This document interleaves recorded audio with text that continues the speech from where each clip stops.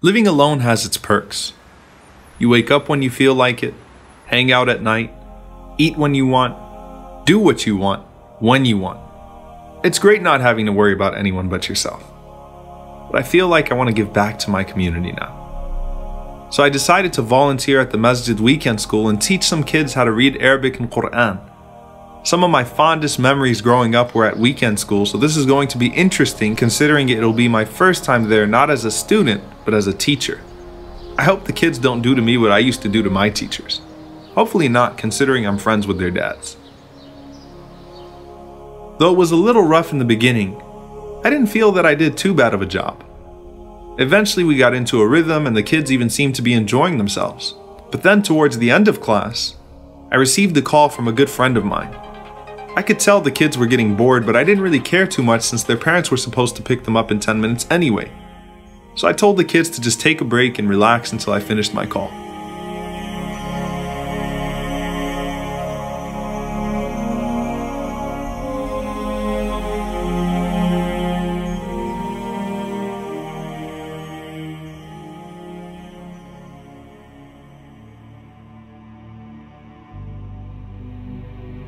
The call took longer than expected, and when I came back, I was surprised to see only one child there.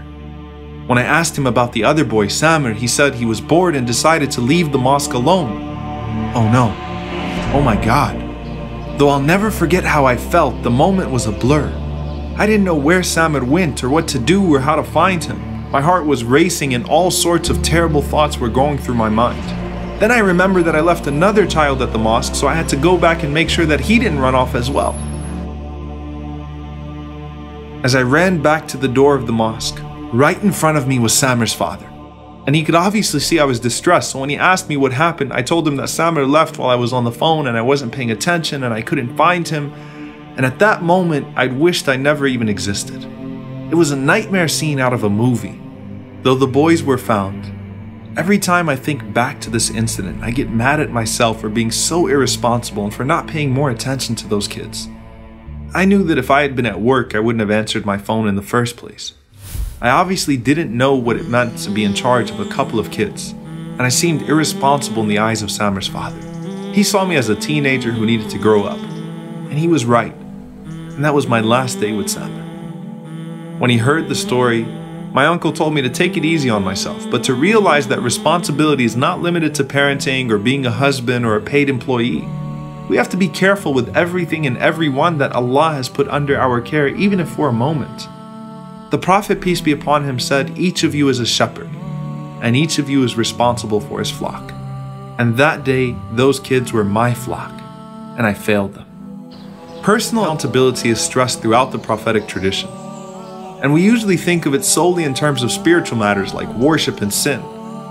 But our social obligations are just as important as our individual ones. And that's why you find that Omar ibn al-Khattab, as the leader of the greatest nation on earth, would cry, wondering if a donkey under his rule, but in a faraway land, would testify against him on the Day of Judgment for not fulfilling his rights towards it. The Prophet, peace be upon him, stressed the importance of avoiding heedlessness, whether you were walking on the road and came across something harmful, or hosting a guest, or walking past a neighbor, to pay attention to the rights of people around you, and in fact your entire environment.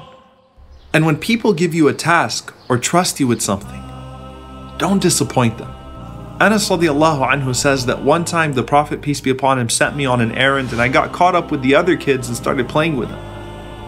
So the Prophet, peace be upon him, came to me and gently admonished me, lovingly saying, "Unais," which was my nickname, "have you delivered what I asked you to?" Rasulullah, what would you have said to me that day when I almost lost that child? You taught us to be better than that, and to treat every child as our own, every place on earth as our home, and every stranger like family. Sallallahu alayka ya Rasulullah.